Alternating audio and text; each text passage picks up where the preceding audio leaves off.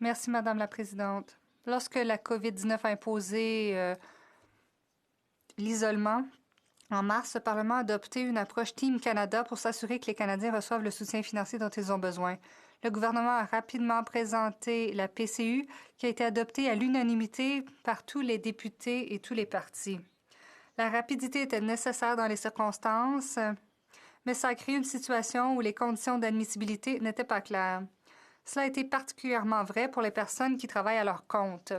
En décembre, l'Agence de revenus du Canada a envoyé plus de 441 000 lettres informant certains prestataires de la PCU qu'ils pourraient ne pas être admissibles à la prestation et qu'ils pourraient avoir à rembourser jusqu'à 14 000 Un grand nombre des personnes qui ont reçu ces lettres sont des travailleurs indépendants canadiens à faible revenu.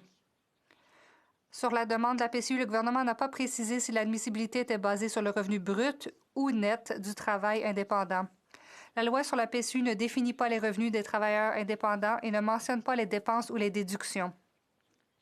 Le site Web du gouvernement indique à plusieurs reprises que des revenus d'au moins 5 000 peuvent provenir d'un emploi et ou d'un travail indépendant pour l'admissibilité à la PCU. Il n'y a aucune mention de revenus bruts ou nets. Immédiatement après l'adoption de la loi, le ministre des Finances a déclaré, lors de conférences de presse et de témoignages devant le Sénat, que l'admissibilité à la PCU serait basée sur les revenus gagnés. Dans le monde des affaires, le terme revenu signifie le revenu avant dépenses ou revenu brut. Ce n'est que fin avril, quelques semaines après que les gens aient commencé à demander la PCU, que l'ARC a discrètement ajouté une déclaration clarifiant que les revenus admissibles des travailleurs indépendants étaient des revenus nets avant impôt, c'est-à-dire des revenus bruts moins les dépenses. Cette précision est enfouie dans l'une des questions fréquemment posées sur le site Web du gouvernement, en bas de page. De nombreux exemples ont été rapportés d'agents de l'ARC fournissant des informations incorrectes sur le fait que l'admissibilité était basée sur les revenus bruts ou nets d'un travail indépendant.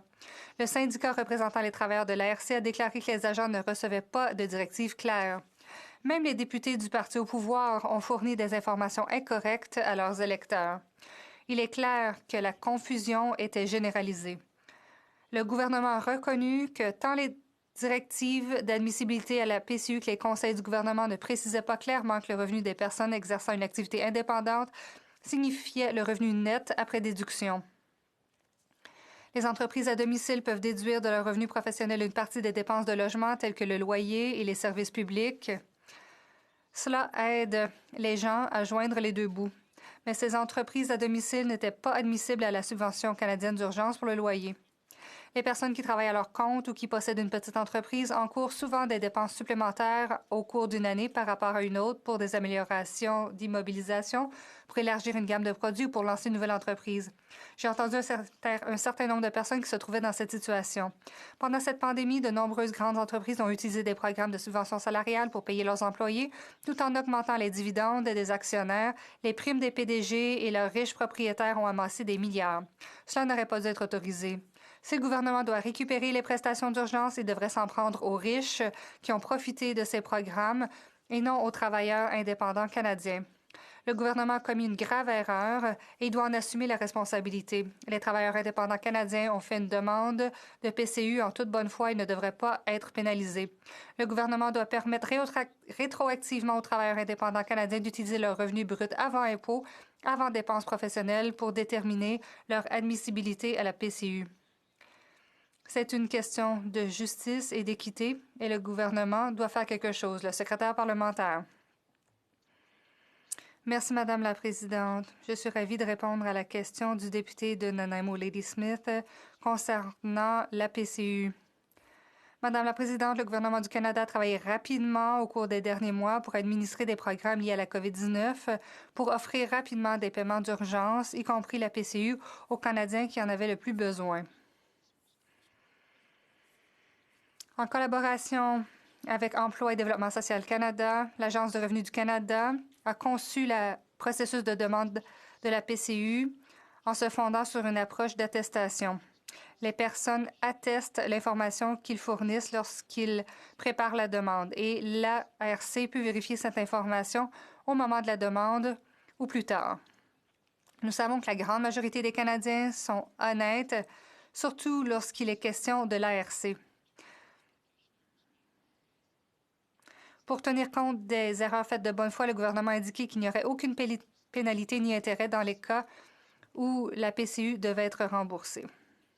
Madame la Présidente, nous regrettons que la communication concernant les critères d'admissibilité ait pu être difficile à comprendre. L'ARC a versé des fonds rapidement pour aider les gens dans des circonstances exceptionnelles. Nous reconnaissons qu'il y a eu de la confusion dans les premières semaines du programme et que certaines personnes ont peut-être demandé la PCU en erreur. L'ARC a adopté une approche d'information concernant les cas où l'agence n'a pas l'information nécessaire. L'ARC a envoyé des lettres à certaines personnes pour confirmer leurs revenus d'au moins 5 000 $ en 2019 ou dans les 12 mois précédant la date de leur demande. La lettre encourage fortement les personnes qui n'ont pas produit leur déclaration de revenus pour 2019 de le faire dès que possible, puisque c'est la façon la plus simple de confirmer leur admissibilité. J'aimerais reconfirmer, tel qu'indiqué par notre premier ministre en décembre, que nous reconnaissons que pour certaines personnes, le remboursement de la PCU pourrait représenter une difficulté financière. Comme l'a aussi dit le premier ministre en décembre, nous allons travailler avec les personnes touchées selon une approche du cas par cas. Le gouvernement a élaboré une approche pour régler la situation pour les personnes touchées. Nous allons être en mesure d'annoncer les détails d'une approche dans les jours à venir. Le député de Nanaimo, Lady Smith. Merci, Madame la Présidente. J'aimerais remercier le secrétaire parlementaire de sa réponse, mais j'aimerais répéter que le gouvernement doit assumer la responsabilité de son erreur. J'ai entendu parler de mères célibataires et de personnes handicapées qui ont des entreprises à domicile et qui ont reçu ces lettres. Ces gens sont stressés. Les travailleurs indépendants qui ont reçu la PCU ont utilisé cet argent pour payer leur loyer, leurs factures et pour mettre de la nourriture sur la table pour leur famille. L'argent est dépensé.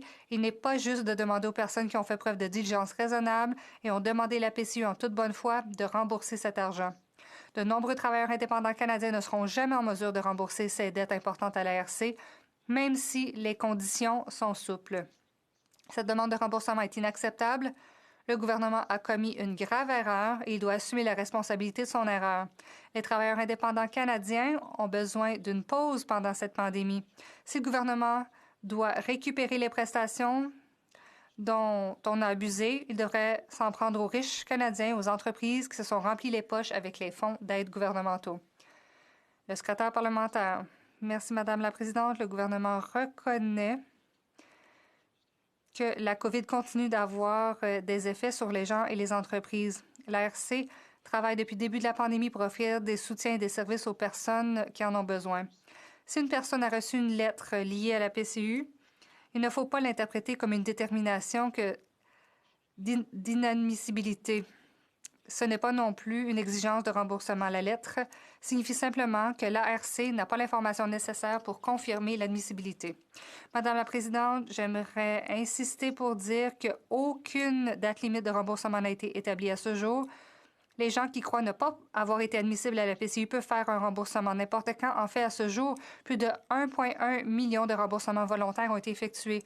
J'aimerais vous rappeler que le gouvernement a élaboré une approche pour régler la situation pour les personnes touchées et nous pourrons annoncer les détails de cette approche dans les jours à venir. Merci, Madame la Présidente.